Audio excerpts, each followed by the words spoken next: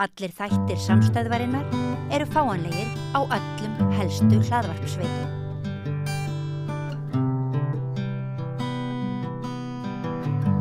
Já, komið sæl aftur og velkomin að Rauða borðinu. Við ætlum að ræða bannaða list. Hingað komin Snærós Sindradóttir, listfræðingur og galleristi og Þrándur Þórðarson, myndlistarmaður.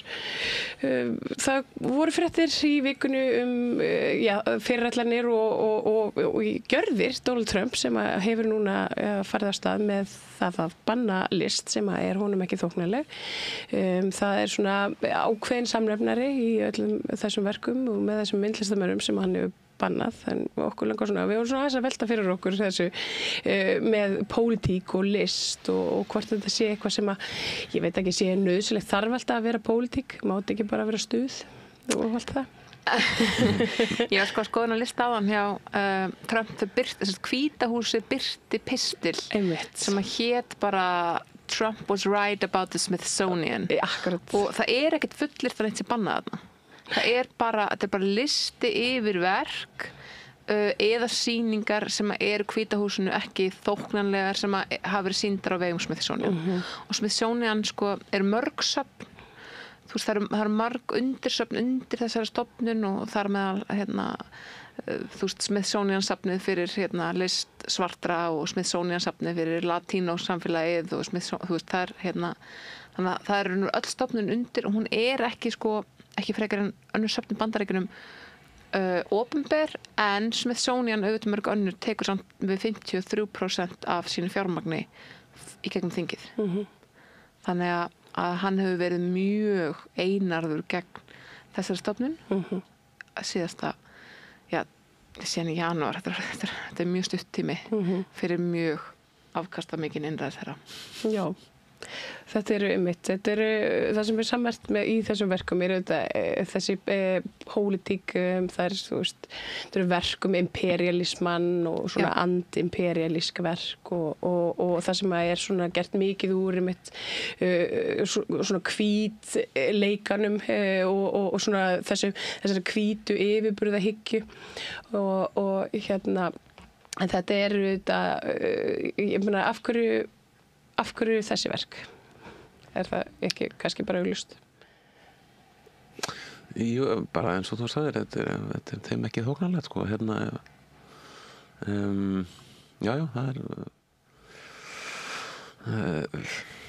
svona, bara nokkuð augljósant. Hvað þýðingu hefur þetta fyrir listafólk sem fellur í ónáð hjá hinu og opinbera? Ég get ekki sagt með það í Bandaríkjunum, einn listamaðurinn sem þarna á verk er Amy Sherling og er listakona sem er af African-American uppruna og er þekktust fyrir stóra portretti sem hún gerði af Michelle Obama. Og verkið sem þarna er sett út af sakramentinu er verk sem að sýnir frelsisstyttuna í raun og veru sem svarta transkonu.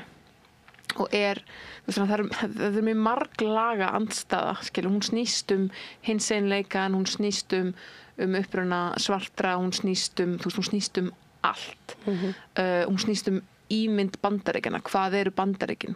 Er það hver er byggðu Bandaríkin? Er það hvíta fólkið eða er það svarta fólkið? Og á hvers baki eru Bandaríkin byggð, og það er auðvitað það sem að svona mennirnir í kringum Donald Trump, ég var að horfa eitthvað gæjaðan sem ég bara, man ekki hvað heitir og þarf ekki að muna hvað heitir, sem að hélt ræðu eða erindi á þessari minningarathöfnum Charlie Kirk og er bara einhver, ég ætla bara að segja þetta á hreinni íslensku, þetta er bara einhver nasista drjóli, skilurðu, sem þú veist, er bara að tala í þá átt að hvítir hafi gert allt, þú veist, hvítir hafi orsakað allar framfarir í heiminum og sérstaklega út í Bandaríkjunum, hvítir hafi fundið upp allt sem er eitthvað sem virði, stuðlaðu öllum framförum, búið til alla peningana og svo framvegis, þú veist, og það er auðvitað heimsýn sem að hunsar það á baki hverra, þú veist, þessar framfarir urðu, sko. Þú veist, þannig að þetta snýst þetta snýst mjög marglega söguskoðun og þetta snýst mjög mikið þá söguskoðun að þrælahaldið hafi til dæmis ekki verið, þú sé ekki þessi virða að gefa gaum. Annað verkefna sem ég verða að fá að nefna, sem svona, þetta heil sýning og byggir á goðsögn í raun og veru sem verður til í þrælaflutningunum til Bandaríkjanna fyrir mörgum öldum síðan, þar sem að það var til svo goðsögn að þau börn sem hefðu verið móðurkviði þeirra kvenna sem ýmist var kastað fyrir borð eða köstuðu sér sjálfar fyrir borð, þetta er hryllingur. Þau börn hefðu einhvern veginn búið til ríki á hafsbotni, skilurðu, orðið litlar hafmeyjur. Drexia. Akkurat, Drexia. Þetta er gullfalleg góðsögn en auðvitað mjög, kringumstæðurnar eru hræðilegar. Og þetta er eitthvað sem að Trump og hans slekti finna að. Af hverju? Ekki að þeir hati hafmeyjur, heldur að þeir vilja ekki tala þrælaflutningana. Skilurðu? Það er ástæðan. Ekki að því að Ariel litla hafmeyjan sé þeim ekki þóknanleg, sko. Þrándur, þú gerir mjög pólitíska list. Og sko, hvað rekur þig áfram í akkurat því? Þú það, sko, þegar maður svona lítur til þess svona sköpunargleðinar sem er eitthvað svona, það er eitthvað svona mengi og fólk, það hefur alls konar ástæður fyrir því að skapa og ég meina, hér er þú á Íslandi hvítur maður en hefur svona notað þinn strega fyrir þá hópa sem eru svona undirokaðir í samfélaginu og vælt upp svona sem mörgum spurningum. Svona, hefur einhvern tíma svona stoppað þig af og hugsa með þig bara, ætti ég kannski bara að pröfa eitthvað annað? Eða er þetta bara svona, getum við sagt að þú svona á órétti heimsins sé svona þitt mjús? Já, fæ innblastar á órétti. Ég allavega stoppað mig af bara daglega, sko. Hugsa bara, fyrst af hverju að þessu, ég er ekkert að fara að selja neitt af þessu, sko, en það er bara einhver svona innri þörf, sko, og sérstaklega bara svona, já, síðustu ára, maður finnst svona oft líða mann eins og heimurinn sé bara á heljarþröm og það er bara einhverju innri þörf að díla við það. Af hverju er listin mikilvæg í þessu samhengi? Ég svo sem veit ekki hvort það sé eitthvað mikilvægur en annað, sko. Það er bara, fólk notar sama, fólk sem hefur bara einhvern vettvang til þess að fást við þetta, hvort sem það er í akademíu eða list eða bara þeir sem geta, sko, verða bara að setja mörkum, og eins og bara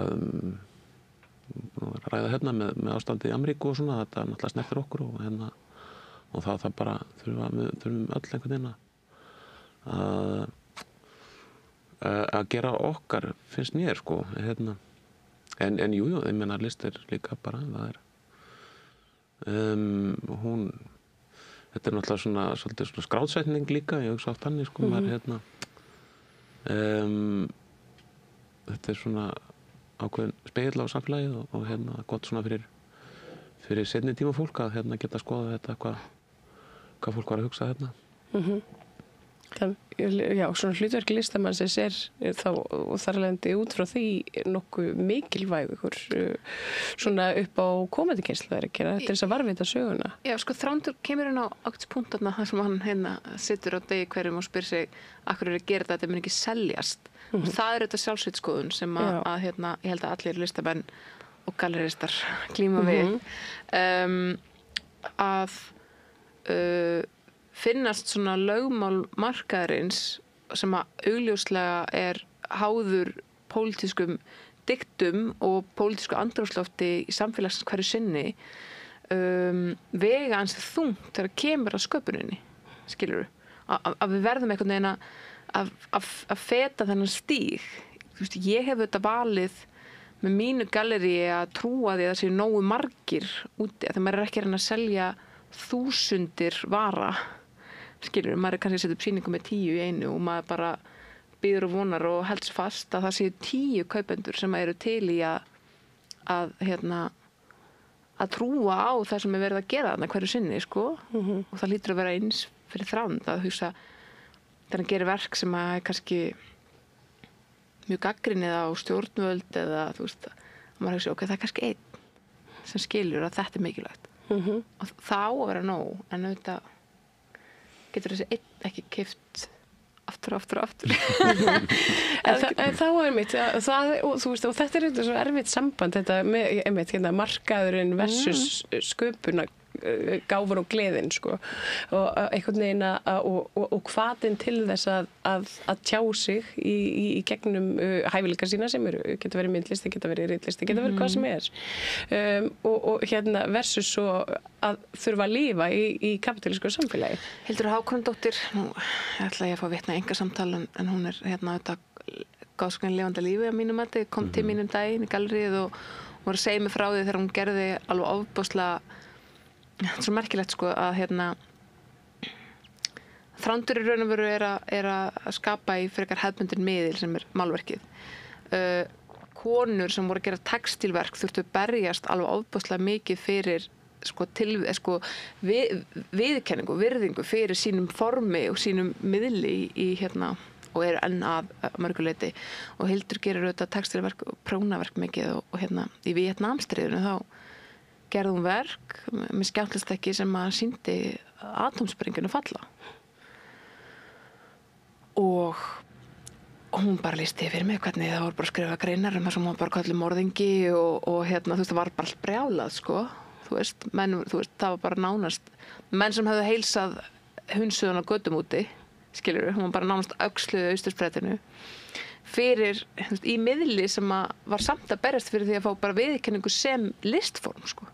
En svo þegar við setjum atómsprengjuna inn í þá varði það algjör bomba, skilurðu. Það er mjög, það sannar gildi listarinnar, hvernig eitt verk vegur, sko, við segjum stundum, hvað segir maður, mynd segir meira en 1000 orð. Það er myndlistin, sko. Segir meira en 1000 orð pistill af vísi.is. Það er enginn sem axlar þig fyrir eitthvað sem skrifar þar, sko. Og það er einmitt þess vegna sem að Trump-stjórnin fer mikinn. Allavega, kannski án þess að banna þessi verk beint, af því ég meina sum þeirra eru einkaeigu þetta. Já, sem betur fyrr. Og þá fara þeir samt svona ganga hart fram og ég meina Smithsonian sem stofnun hlýtur að þurfa að spyrja sig, sko, ætlum við að halda okkur mottunni og vera áfram á fjárlögum eða ætlum við að einhvern veginn að leyfa listrænt frelsi.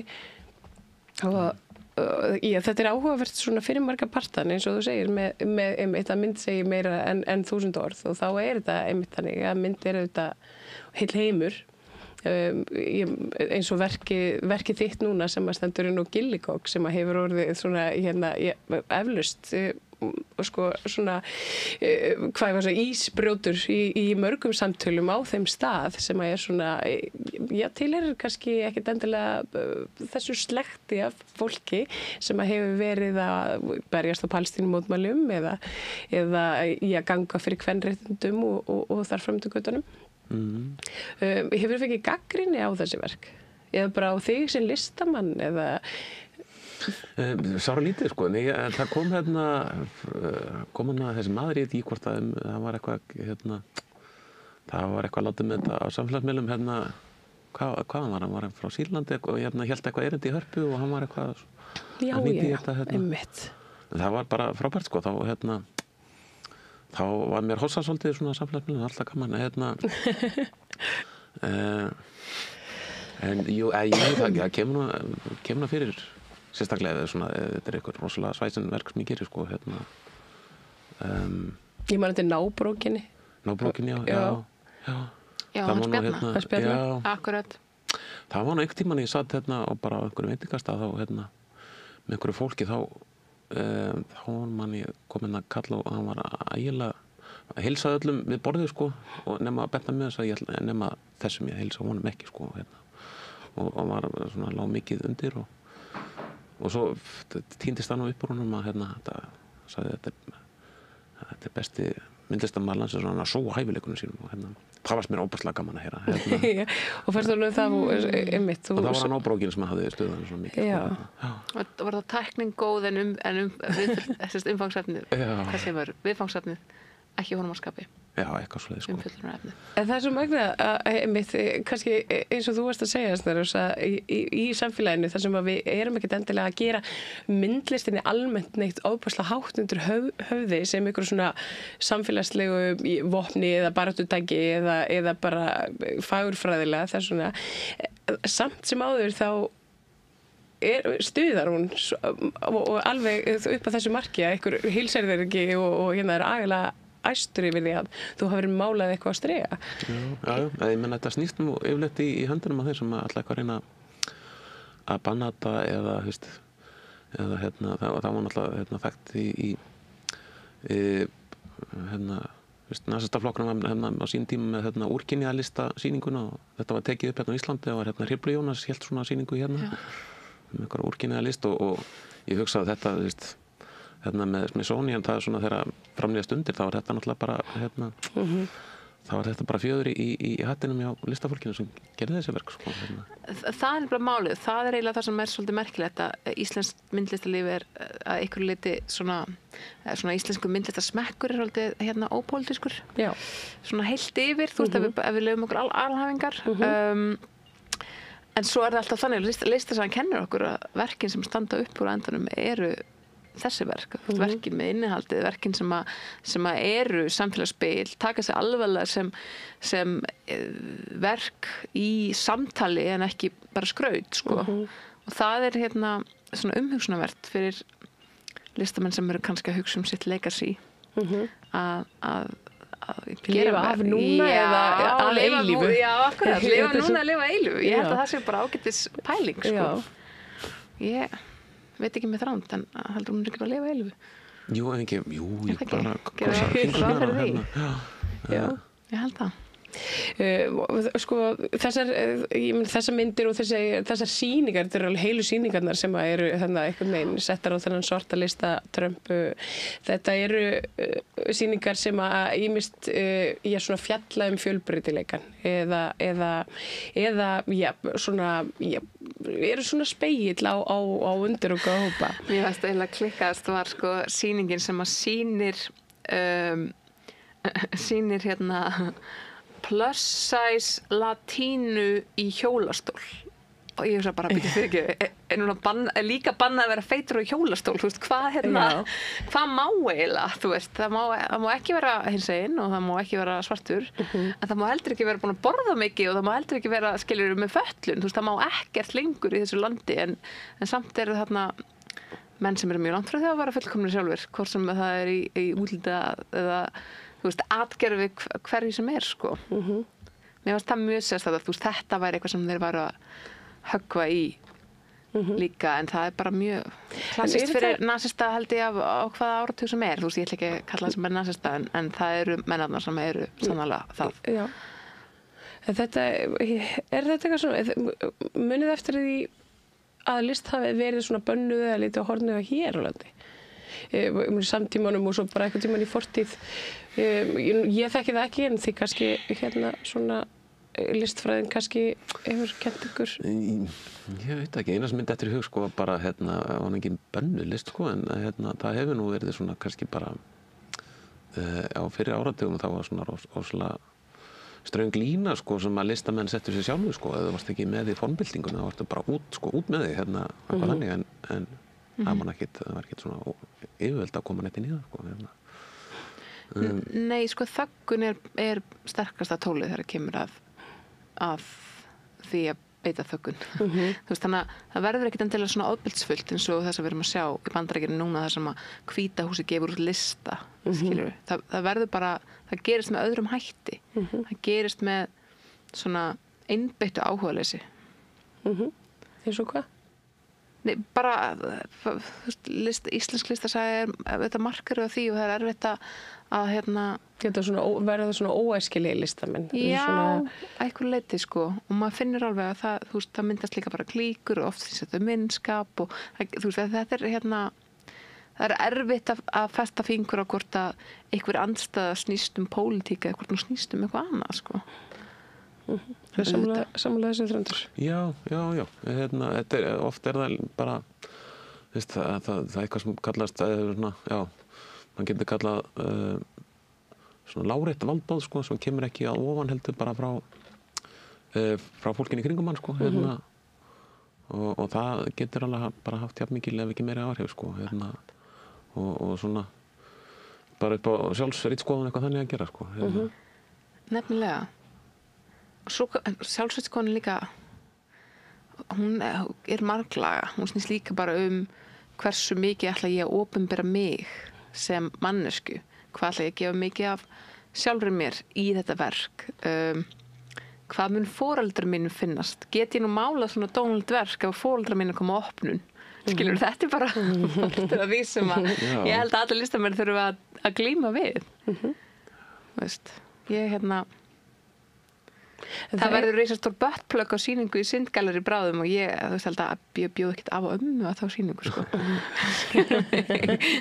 Það er svona þessi hlutir, sko, svona þetta koma inn í lífi listamannsins. Ég get að minnst eitthvað sagt að það var eitthvað annars að bjóð til, ég bara sýna þetta.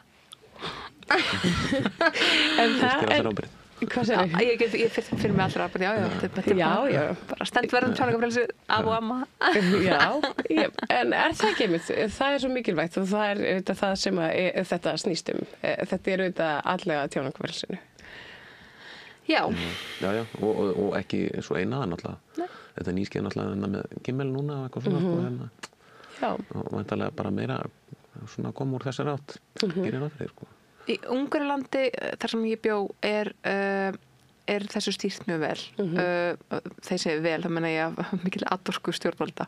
Og það var gert með því að það var til svona íhaldssöm listamannasamtök. Þetta er þetta lárétta vald, sko. Það voru til svona frekar íhaldssöm listamannasamtök, manna sem að elska ungarskar hetjusögur og landslagsmálverk og ekkert annað. Og raun og veru voru þessi samtök sem að við getum bara, virka bara svo sím eða eitthvað hér, sko. Þau voru gerða svona hálf opinberu apparati í Orbán-stjórninni og allt fjármagn til lista- og menningarlífs fer núna í gegnum þetta operation. Þannig að allt gagnsæi sem áður var til staðar í opinberu fjárveitingum eins og listamannalaunum eða svo framvegis fer þannig gegn í staðinn. Og allt í einu standa stórar blokkir í listalífinu, myndlistalífinu uppi algjörlega störblankar af því að þau fá ekki lengur peninga í gegnum þetta batteri af því að það er gæi sem heitir Gabor eða eitthvað sem að fær háar fjárhæðir af því að hann er alltaf búa til eitthvað svona gulldádýr og gullerni og gullhitt og þetta skilur fyrir Orbán-stjórnina og þeir segja, herðu, við erum á toppi OECD og minna á Ungverjar segja það, við erum á toppi OECD þegar kemur á fjárframlögum til lista- og menningarlífs, þessi það er íþróttunar í sama flokk, en þeir eru á toppnum. Það bara fer ekki til listamannana eða listakollektífana sem að henda ekki ungverskur fagurfræði ungverskra stjórnvalda, kannski fyrst og fremst. Þannig að snýst ekki einu sinni að þú sért listamaður sem er neitt sérstaklega pólitískur, bara að þú ert contemporary, þá átt ekki breyk, sko. Auðvitað er þetta svona. Þetta er svona. Já, svona er þetta gert. Og Ísland er kannski ekkert svo frábrugðið, ég veit það ekki. Nei. Við höfum alltaf átt okkar svona eftirlætislistamenn sem er samfélagslega hampað, þeir eru mjög óumdeildir og þeir eru kannski ekkert að rugga neinum bát endilega, en svona, kannski lúmst. Kannski lúmst, ég meina, Erró er mjög pólitískur listamaður og byrjaði, þú veist, í alveg, hans ferill byrjaði bara á því að tala gegn vélinni, gegn iðnvæðingunni og gegn kapitalismanum og gegn öllu því. Hans verk er hægt að lesa sem mjög mikla ádeilu á amerískan megakúltúr. Það truflar okkur auðvitað ekki hér á Íslandi. Ég held að verkin hans Þráns trufli miklu meira þegar það verða stjórnarskipti og allt í einu fara fígurur eins og Þorgerður Katrín eða Kristján Frostdóttir að birtast í málverkunum hans. Ég held að það trufli fólk miklu meira heldur en Mickey Mouse hjá Erró, sko. ég tekið því, sko, fólk hafði miklu meira gaman að því þegar ég var að taka Bjarna Ben fyrir, sko. Já. Já. Það var miklu meira stemning fyrir því, sko. Bjarni er mjög hentugur vondikall. Það er svona breiðara Já. bak, sko. Já. Já. En, jú, og líka svona, þú veist, sumt svona eins og hérna, klaustursmálið, ég málaði það einhvern tímann og það fannst öllum það var gaman. En, þú veist, taka klaustrunum fyrir það er ekkert smart, sko, fólki finnst það ekkert gaman. En það er þetta svolítið magnað, þannig að þetta er þá svona vinstri slagsíða. Vill vinstra fólk síður lenda í málverkunum þínum? Er það þá einhvern veginn orðið stimpill? Já, ætli það ekki. Ég myndi nú reyndar ekki kalla þetta vinstri, sko, bara alls ekki, en hérna, en já, nei, það kannski lítur þannig á sig og það finnst það. Já, þetta er náttúrulega, ég veit ekki, kannski særir það svolítið, svona bara, já, ég bara kaus þetta og þetta segja að þú veist, fólki sem ég kaus að það séu bara, þau séu slæm. Já, ég meina, þetta er svolítið svona endalegt, ég meina, þegar eitthvað er komið í málverk, þá er þetta svona in your face, bara að eilífu. Að eilífu, Já. Olían, hún fer ekkert, sko. Nei, akkurat. Það er svo gaman við þetta. Ég held að Íslendingar eigi heilt yfir, á þess að vera að tala endilega bara um málverkins þráns, ég held að Íslendingar eigi bara heilt yfir mjög svona næfur sambandi við valdið. Þú veist, ég held að kannski nálægðin á milli okkar og stjórnmálamanna, æðstu ráðamanna sem framvegis gera verkum að við höfum mjög lítinn skilning á því sem heitir að kýla upp á við eða hvað er valdið, hvað má gera gagnvart þeim sem að hafa valdið og hversu mikið að þið beinist gegn þeim persónlega eða bara gegn þeirra embættum sem slíku. Það skiptir það einhver máli hvort að það sé Þorgerður Katrín eða Þórdís Kolbrún eða bara, þú veist, Halldór Ásgrímsson sem er mjög utanríkisráðherra, sko, þú veist, hennar skiptir engu máli. Og þetta er kannski fyrir birtingamynd þess. Mér fannst þetta mjög áberandi og Maður tekið svolítið eftir þessi kringum hugleik. Já, nákvæmlega. Það er hugleikur þetta er svona eitt af þessu listamöru sem leyfir sér einhvern veginn að ganga hver lengst í subbuskapnum og viðbjörnum en allt svolítið svona undir þessum formörkum að kýla upp fyrir sig. Já, en það er sjaldnast einhver nafngreind persóna hjá honum. Það verður það einhvern veginn. Ég man nú eftir, já, svona síðasta svona upphlaup var það var, hvað var það, Skjöldur Íslands eða Það var mótmæli á Austurvelli. Akkurat, og það var svona, það var svona svolítið mikil umræða í kringu það. En líka, það sem er kannski svo skemmtilegt við það er að það verður umræða kringu það og það er kannski líka mikilvægt og myndlega sem hreyfiafl einhvern veginn í samfélaginu að þetta svona togi orðin upp úr fólki að það fara að velta fyrir sér eitthvað svona stöðu fólk sem stendur á Austurvelli og mótmælir útlendingum og þar framöndugötarum. Já, það er náttúrulega, maður vill fá viðbröðu, sko, það er annars er þetta bara eitthvað bara prumpi vindi, sko, Já, það verður að fá engin viðbröð og engin kaupir. Já. Þú veist, þá er þetta bara, ég meina bara, ef enginn sér það, skilur, þú veist, tré fellur í skógi, ég meina, það verður að vera eitthvað vatn sem gárast, það ekki?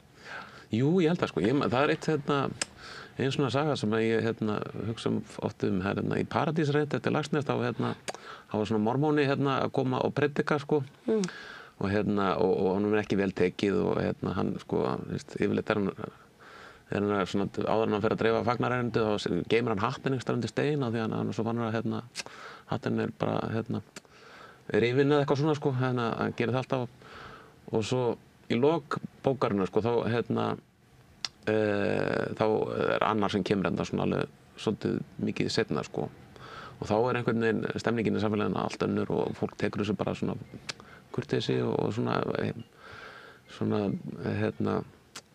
satt ekkert voða miklum áhuga en eru bara svona að sýna þessu svona kurteisislega forvitni og þá segir hann, sko, það var alveg betri að vera barinn, sko, heldur en hitt, sko, það er smá fólk bara svona, já, ok, það er svona Einmitt.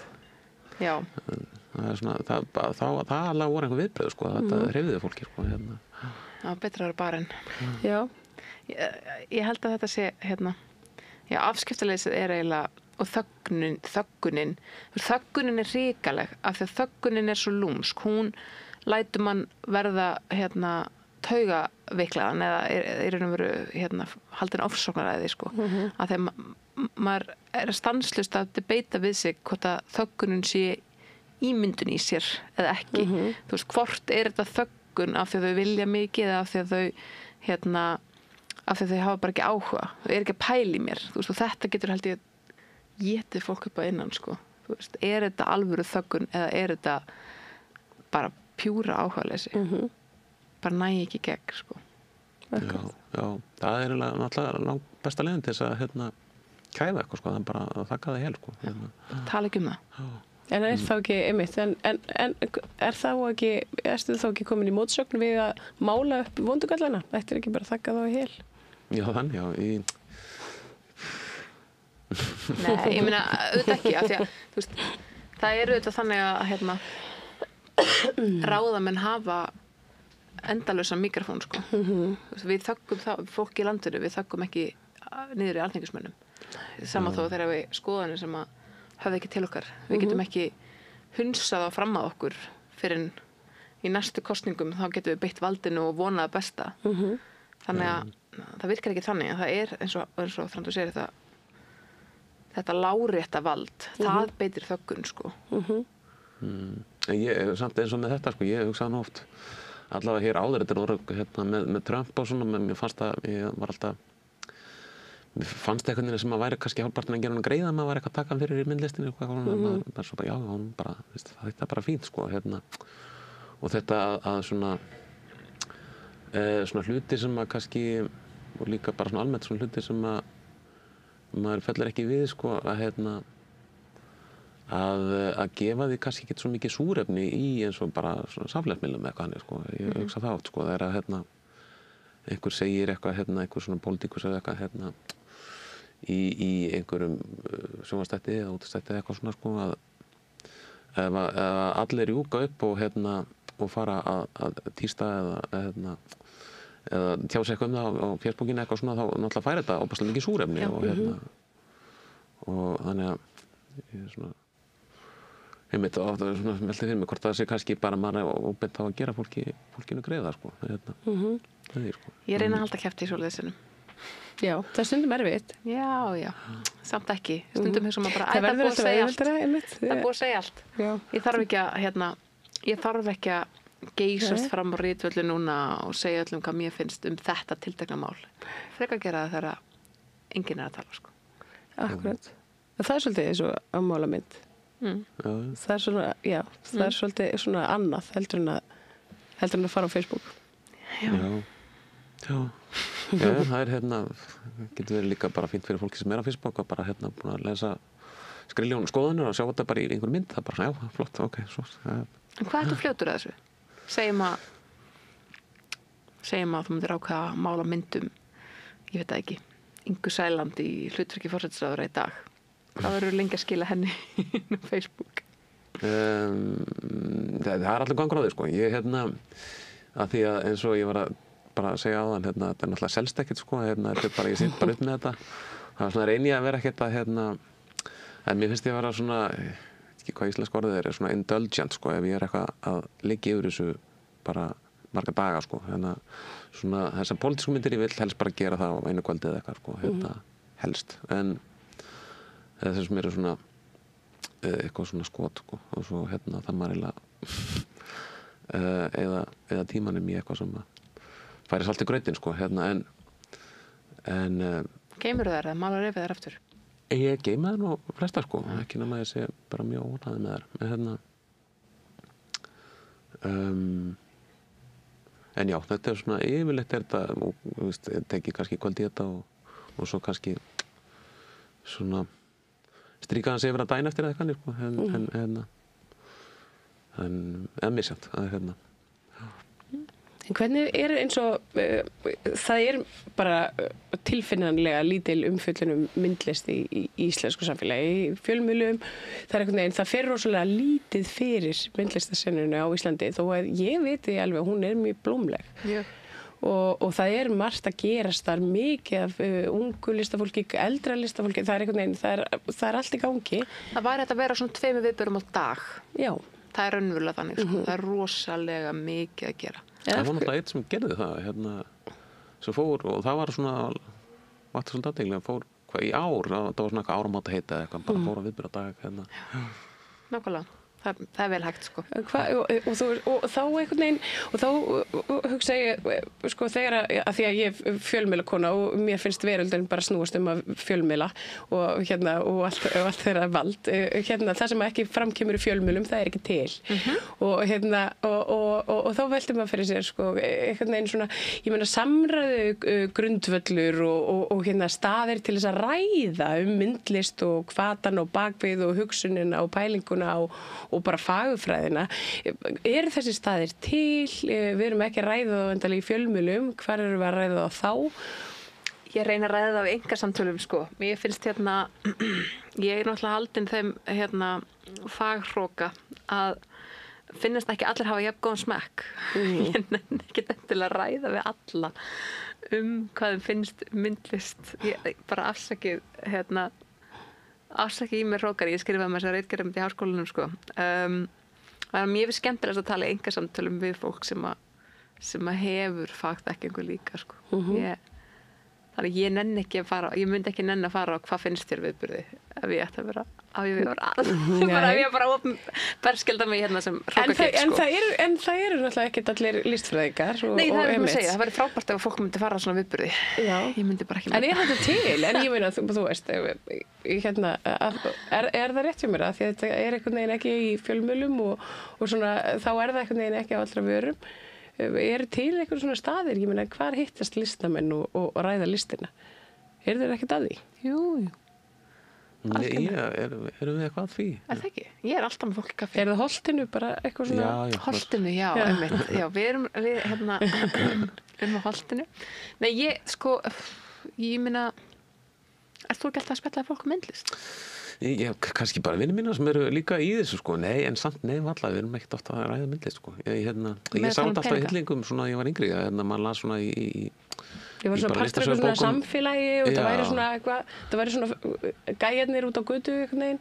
Já, maður svona heyrði svona sögur af hinum þessum svona einhverjum svona hópum, sko, sem tók sig saman og voru kannski með eitthvað svona, eitthvað manifesto og voru að hittast á kaffihúsum og og bara alveg, en svo það bara, það sára sjaldan sem að, jafnlótt ég sé að hitta bara einhverja aðra.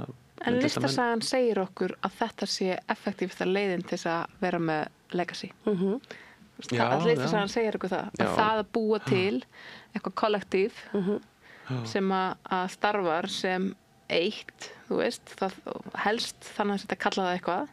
Þetta sé effektífsta leiðin til þess að lifa áfram, sko.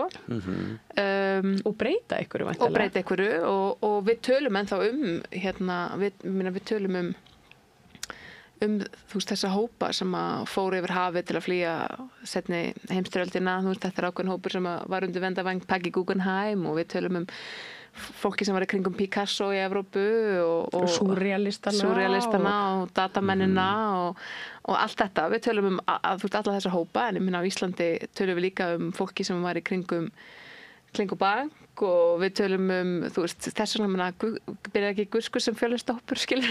Þetta besta leiðin, sko. Þetta besta leiðin og að tala nú ekki ef maður getur búið til einhvers konar manifesto eða haft eitthvað svona sameiginlegt markmið. Það þarf ekki að vera hópur sem endist að eilífu. Hann þarf bara að setja mark sitt með ákveðnum hætti á svona mjög stuttan kafla listasögunar og það getur verið vissum að það verið talað í bókurum eftir 100 ár. En það líka bara upp á þetta félagslega aspektið, þú veist, að finna hópinn sinn einhvern veginn og stefna saman að einhverju eða bara trú einhverju einlægt og bara svona flytja fjöll þannig einhvern veginn. Algjörlega. Já, en það er samt einhvern veginn, sko, bara svo breytir tímar í myndlistinu, sko. Núna náttúrulega bara allt leyfilegt og þú veist, það enginn sem að fetta fingur út í, þú veist, ef þetta ekki að gera, þú veist, til ekki þessi stefnu eða hinni stefnunni eða eitthvað þannig, sko. Það ekkert. Það má blanda. Það má blanda og bara, þú veist, það er ekki eins og áður það sem þetta var alveg spursmannlega á líf og dauða og eitthvað svona bara, hvað er aður þetta? Akkur þetta ekki, í þessum isma eða eitthvað svona, sko, það er einhvern veginn bara svo fjarlægt fyrir okkur, þannig að Það er einn bók sem ég las sem heitir Art and Fear og fjallar sköpunargáfuna og að þora að gefa út og svona og þar segir sko þegar ríkt fólk kemur saman og talar myndlist en þegar myndlistamenn koma saman og talar peninga þannig ég held að það sé eitthvað til í því sko að það sé meira svona leiði til að lifa af sé frekar umræðefni á meðan listamanna heldur en myndlistin sjálf en svo þetta hefur fólk líka mismikinn áhuga því sem aðrir eru að gera sumir eru með þannig köllun til að skapa að sú sköpun gerist í hálfgerðu tómarúmi sko, hún snýst ekkert hvað aðrir eru að gera eða þú veist, hvað er trendi eða skilur það er ekki fæstilistamenn er að velta því fyrir sér endilega ég veit ekki hvort þú sækir mikið innblástur annað til annar listamanna Jú, ég menna eins og við vorum að tala hugleikarna en við erum náttúrulega miklu mátar að ná skildir og bara fínt að spjalla hann svona, og þá oft það maður innblástur eða bara einhvern minn sko Þú fór bara vísi.is Já, svo er líka alltaf þetta bara að sækja sig innblástur það Já, þetta er áhugavert mér finnst þetta svolítið skemmtilegt að pæla í þessu með sko, manifestóin og hópana og umræðu vettvangin og að því að ég velti mjög oft fyrir mér og eiginlega bara daglega er ég að velta upp sko, þessar spurningu samfélagið og hvar einhver staðar á leiðinni að nútímanum þá týndu Íslendingar sko eiginleikarum að geta átt í samfélagi og bara svona félagslegum samskiptum sín og milli án yfirvalda bara fólkið og ég svona velti því fyrir mér hvort að þetta sé svona hluti af því við erum einhvern veginn komin svo langt að leið að við finnum okkur ekki í hóp neins staðar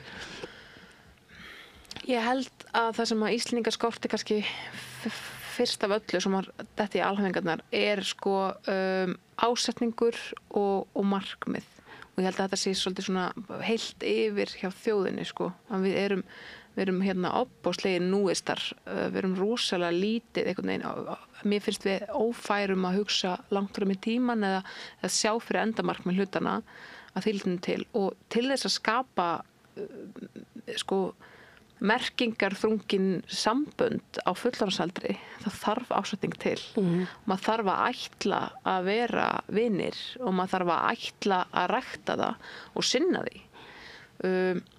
og ég er í nokkrum svona samböndum núna þar sem að ég er mjög aktíft að viðhalda ákveðnum ákveðnum samskiptum sem að koma kannski ekkert endilega alltaf bara náttúrulega ég á þetta mína bestu vinkonur sem við getum erum í samtali allan daginn en ég held að Íslendinga heilt yfir skorti þá bara smitast á allt það smitast bara hvernig við erum fyrirtæki það smitast í hvernig við kjósum það smitast í hvernig við tölum saman hvað við verslum í hvað við þurfum að fara oft í bónus í hverju viku sko En er þetta ekki svolítið merki ansi veikt samfélag og það er líka bara fólk hefur ekki tíma til þess Fólk hefur alveg tíma að það setur ásetning sinn í það.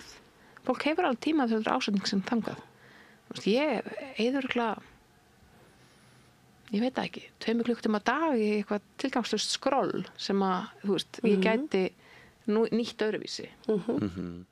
Já, er það ekki bara sökudólkurinn þessir samfélagsmiðlar, ekki bara að kenna þeim allt? Jú, þeir stoppuðu upp í eitthvað svona félagslegt gat ég held að það sé alveg ljóst það tala að ungmenni sæki sitt félagslíf meira og minna í samskiptum þau hanga ekkert út í sjopp að hrækja sem það ættu náttúrulega að gera það ættu allir sem alast upp að fá tækifæri til þess að hanga í sjoppinu og hrækja það er lífsmótandi það hittir maður jafninga sína reykja bak skúr mjög mikilvægt finnst mér fyrir félagsmótun bara mjög og kannski taka svona rúndin fyrir fólk í dreifbílnu Akkurat rúndurinn smá rúndur það er aðeins seinna sko skúrin er bara svona 14-15 það er bestir eru að þið vitið út allar borg eru svona lítil hús sem eru svona á vegum Orkuveitu Reykjavíkur það eru bara svona stóra svona orkustöðar mjög góð staður til þess að fá sér eina smell í þegar maður er 14-15 bara góð stað til að vera kringum þessa yfirleitt, sko. Akkurat. Maður þarf auðvitað að fá að gera eitthvað sem er bannað. Já. Og það er betra að gera eitthvað sem er bannað sem er að fá sér eina sígarettu eða fara í sleik eða eitthvað heldur en það er að verða fasisti á internetinu í kommentakerfinu. Akkurat. Þú veist, dóttir mín 11 ára spurði mig í gær. Mamma, sko, hvað myndir þú gera ef þú ætti barn, ekki mig og ekki týpur á meru, þú veist, ekki systur mína, eitthvað annað barn sem myndir setjast niður með þetta og segja, mamma, ég er fasisti. Það er mjög góð spurning. Ég sagði, já, Hvað segir maður við barnið sitt þá? ég myndi ræða þetta fram og tilbaka þannig að barnið væri búið að skipta um skoðun. Ok, en ef þú myndir segja, mamma, ég er nasisti, það myndi ég segja bara, hún getur farið út, held ég. Það er bara hurðinu þarna, sko. En auðvitað myndi maður ekki gera það barnið sitt, maður myndi reyna að finna einhver aðra lausn, skilurðu. Hver hún yrði veit ég ekki, en hún yrði ekki óbreytt ástand, þú veist, hún yrði ekki, þetta er ekki samþykkt. En mér finnst þetta bara gott dæmi, sko. Ég hef miklu frekar að, barnið mitt kaupi rándýran sígarettupakka heldur en að það komi heim og tilkynnum mér að það hafi hræðilegar mannskemmandi skoðanir. Já. Já, þetta er agalegt, sko. Og svo eru sófanar líka bara horfnar, það er reyndir aðeins að koma aftur svona í miðbæinn og það eru komið innflytjendunum svolítið. Sem frábært. Svona corner shops. Já.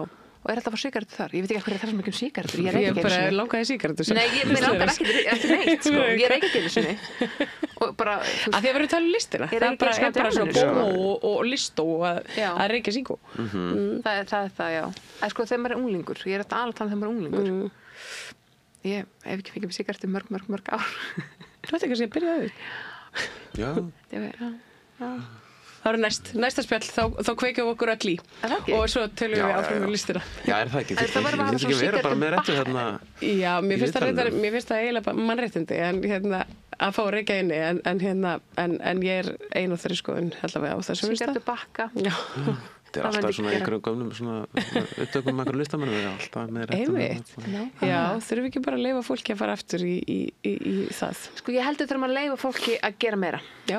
Ég held að heilt yfir sé þetta samfélag sem er algjörlega með einhver makrós næringaplön, hárnákvæmar einhver æfingaplön líka, makrós mataplön og æfingaplön, réttu leiðina til að greiða þér hárið, réttu leiðina til að klæða þig, réttu leiðina til að gera allt þetta. Protein shaker og Stanley Cup. Já, bara, þú veist, þetta er eina leiðin til að gera hlutina. Allar þessar reglur eru það sem er að spíra okkur í bara fyrirlitningu og hatur og öllum því sem ekki geta fyllt þessu nákvæma prógrami, sko. En svo er það sem er svo hættulegt við samskiptamiðlana er að það er ekki face to face samtal. Og ég held að við séum að tapa samkenndinni þar, sko. Það er svo erfitt einhvern veginn, eða það er svo auðvelt að sleppa því að setja sig í spor einhvers sem að maður lesum á internetinu. Já. En þegar hann situr við hliðina á þér og segir þér nákvæmlega sömu sögu, þá kemst ekki hjá því að finna til mennskunnar, sko. Já, en sko, Héðinn Unnsteinsson formaður Geðhjálpar kom svona viðtal til mín og hann var að segja, ég held að mælanleikinn sé það sem er að valda vanlegan ungmenna í dag. Það er að segja að þau eru með analýtisk gögn allt sem gera, ekki bara á samfélagsmiðlum, getur séð hvort að lækin þeirra fóru upp eða niður þá vikuna, heldur eru þau bara með snjallúr sem segir hvort þau séu búin að labba nóg þann daginn, hvort þau hafi sofið vel þann daginn, hvort þau séu að anda nóg, hvort þau séu að borða mikið og þau að setja hvað er búin að drekka mikið vatn og þú veist, allt þetta og svo bara kemur þetta allt í einhver tölfræði pakka frá snjalltækinu og þetta er að skapa streitu og þetta er að skapa taugaveiklun og þetta er að skapa vanlíðan og þú ert alltaf í keppni við ýmist sko eitthvað meðaltal eða við sjálfan þig, þú ert aldrei nógu góður og ég held að þetta sé raun og veru það sem er að kála okkur, sko. Og hvernig getur þú verið skapandi mitt þegar þú þarft að búa í svona ramma? Nei, það er ekki hægt að vera alltaf með eitthvað svona kvarða sem að ákvarða hvað þú ert að gera, þú veist, það er ekki ég held að þetta sé það sem er í sammálunum að þetta sé það sem er að leiða okkur til glötunar þessi áhersla á hið fullkomna lífverðni og Já, ég held að það sé bara mjög slæmt fyrir geðheilsuna að vera alltaf í stað alltaf að teka einhver box, sko. Maður er alltaf eitthvað svona bara gera þetta. Svo finnum við maka eftir ákveðum boxum, skilur, er viðkomandi framagat. yfir 1,85 undir 90 kílóum, skilur þú veist, bara eitthvað svona og viðkomandi uppfyllir það ekki að hann yfir 700.000 kall í laun eða 800.000 kall í laun eða þú veist þetta mjög einmannlegt líf. Það getur verið það. Og þetta ekki... en við erum svolítið í þessum vasa einmitt. Já, þú hefur ekki tíma til að gera neitt ef þú ert alltaf að pæla í þessu sko. Bara herði, ég verð að standa upp hérna og taka 20 spýtukalla af því að annars klára ég ekki hreyfirhring dagsins.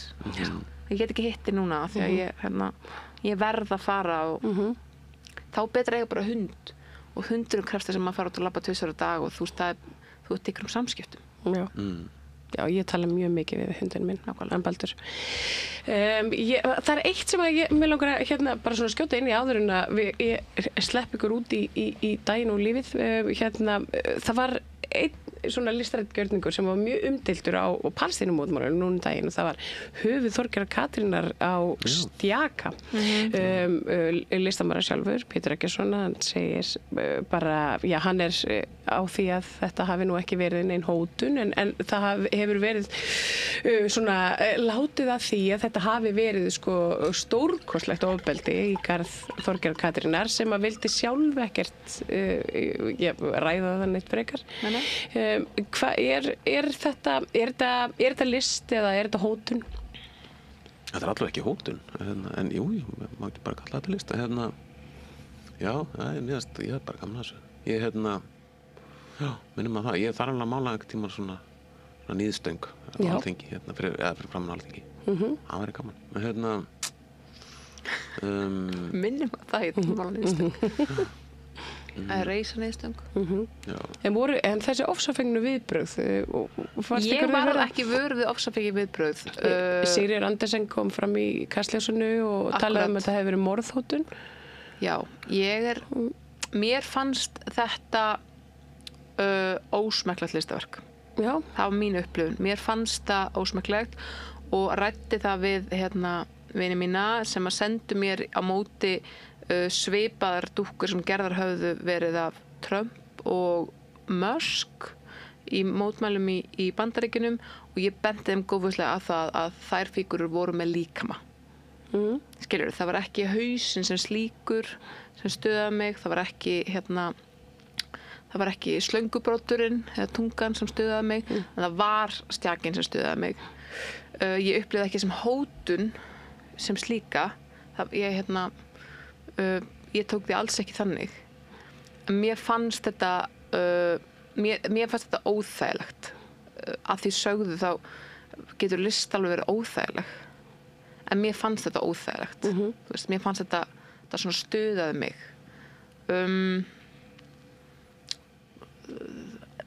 hins vegar fann ég mig ekki knúna til þess að fara og lýsa því yfir á samfélagsmiðlum af því að mér fannst og finnst sko þetta bara enga megin skyggja á málstæðin sem þarna var verið að halda lofti þetta er eitthvað eitt mótmælaskilti gegn öllum þeim hörmungum sem eru á Gaza og mér finnst það típist fyrir íslenska umræðu að festast í einhverju svona prumpi þegar við erum þegar þjóðin kemur saman til þess að bregðast við þessu ógeði sem er þessi stað fyrir botni Miðjarðarhafs og það er bara allt úr þessum ranni þessum ranni sem þykist vera að tala fyrir tjáningafrelsinu eða þykist núna vera þau tala aldrei þegar dæmið snýst það sem að þeirra skoðanir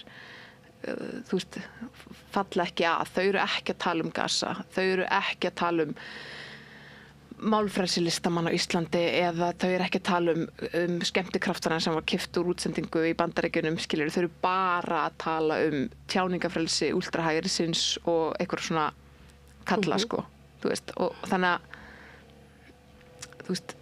já, mér fannst þessi haus svona stuðandi fyrir mig persónlega en bara bliknar í samanburði við málstæðin sko, það sem er verið að tala um. En þér Strandur, fannst það stuðaði þig þessi haus? Bara enga þeim sko, nei. Og ég veit ekki, þetta var svona kannski, var þetta ekki bara einhver svona leið fyrir Sigríði að skora einhverja svona keilur, en svo var nú, hann var eitthvað að reyna að fá leiðrétta einhverja frétta af þessu á RÚV eða ekki? Jú, það sem hefði verið talað þetta sem morðhótun, þetta eins og höfuð henni hefði verið á stjaka og það hefði verið blóð eða eitthvað svona, þetta var svona eins og svo sem skrifaði greinina eða gaggrindana gaggrindi þannig gjörning hafi kannski ekki alveg skoðað verkið sem var þetta hafi verið svona eins og það hefði verið búið að afhausa Þorgeiri Katrínu sem var auðvitað ekki raunin, þetta var svona ormstunga. Akkurat og sko segjum sem svo að verkið hefði verið klárað. Það hefði verið annarkvæmt búkur á því eða bara slönguhali í tengslum við, þú veist, þá hefði fyrstulega Sigríður Andersen ekki geta sagt það sem hún sagði og ég hefði ekki stuðast, skilurðu mig, og margir aðrir, þú veist, þannig að svona, ég var alveg til í að sá fleiri svona hausa í íslenskum mótmælum, sko. Mér fannst þetta, mjög kreatív leið til að koma okkur skilabúum framfæri. Já. Af því sögðu, þú veist, ég skal bara viðurkenna að þetta var fyrsta sem blasti við mér og ég hugsaði, þú veist, þetta finnst mér ósmekklegt, þú veist, það var svona fyrsta hugsun, sko, og það er mjög leiðilegt þegar við eigum að vera að tala um mótmælin, við eigum að tala um kröfur almennings, við eigum að vera að tala um, þú veist, hryllinginn í Gaza, þú veist, og glæpi, stríðsglæpi og glæpi gegn mannkyni sem að Ísraelsher fremur okkar með eins degi þarna, þú veist, það er það sem við eigum að vera að tala um, þannig að ég veit það ekki. Já, og svo líka þegar við erum búin að vera að tala um þetta tjáningafrelsi sem er svona á hallandi fæti í Bandaríkjunum, sko, það er ekki að gera nýta það meðan við erum með það, sko, þetta getur verið farið bara innan skam, sko, að gera, að bara, þú veist, meðan maður má, sko, Já, og mér finnst það kannski til marks að tjáningafrelsi ríkir á Íslandi að þessum manni skildi ekkert vera, var ekki veist á honum. Þarna var ekki fólk sem neitaði að tjá sig í pontu þrátt fyrir að hausinn væri í hópnum, þú veist, Íslendingar virtust hafa svona ákveðin þroska til þess að umgangast, þú veist, þetta tjáningafrelsi bara af einhverju svona, ef að segja svona æruleysi, sko. En svo er þetta náttúrulega líka, sko, ég meina það var, ég man ekki hvað hann hitti, það var einhver rússneskur svona, einhver fræðimaður 19. aldar kall sem að kom með þetta hugtak karnevalesk, sko, og karnevalið og sem var, það var svona tími það sem að mátti vera með, sko, mátti gera óspart gís að af bara ráðandi valdi, sko, og leiðtogunum, þetta var svona einhver vika ári eða eitthvað sem að eða 2 í manna ekki, en það sem bara það var í lagi og það var ekkert verið að fetta fingur út í það en svo þurfti fólk að halda sér á mottunni restina af árinu, sko, og ég meina að þetta er svona já, maður getur fengið ég held að það sé bara holdt fyrir valdið einhvern veginn líka, sko, að fólk getur, það er einhver svona vendill sem að fólk getur fengið pústa úr, sko, Já, og valdið er lykilorðið þarna. Við verðum að skilja og geta greint þarna á milli, sko. Þú veist, hvað er valdið og hvað er... Ef hausinn hefði verið af minnihlutahópi, þá hefði hann kannski ekki verið jafnsmart. Nei, það hefði bara verið hræðilegt, sko. Eða, þú veist, hann hefði alveg eins geta verið af einhverjum öðrum ráðherra, skilur, fyrrum fattaru, það hefði í mínum huga ekki skiptinu máli hver var hausinn, sko, þú veist, þarna er Þorgerður bara tákmynd valdsins, þú veist, í utanríkismálum. Ég var hins vegar að fá að hrósa listamannunum fyrir það að maður sá strax hver þetta var, sko. Þú veist, það var bara fyrsta sem sá ég, bara það er Þorgerður Katrín, þú veist, það var Já, mér finnst þetta skemmtilegt. Mér var það svolítið impressive, sko. Ég vil sjá meira svona kreativity í skiltum og bara í bæjarlífinu. Mér finnst gaman að sjá allar gasamerkingarnar út allar bæ og það sem fólk kallar veggjakrot ég er bara held með fullum huga. Algjörlega. Og koma saman svona að gera skilti, þetta getur verið svona líka bara svona svona skemmtilega svona félagslegt Já, svona, og það það. Ég veit á vorstjarnan hérna í Bólestið 6 stendur auðvitað mjög oft og yfirlega fyrir slíku, þannig að það fyrir mótmæli, þá hægt að koma hingað og gera skilti og kann maður segja frá því. En ég verð að fá að setja punkt hér fyrir þetta góða spjall. Snærós Sindra og Þrándur Þórarinsson, þakka ykkur kærlega fyrir að koma hérna og ræða boð og bönn og list og pólitík. Það var frábært að fá okkur. Hvar skrái ég mig í áskrift? Samstöðin.is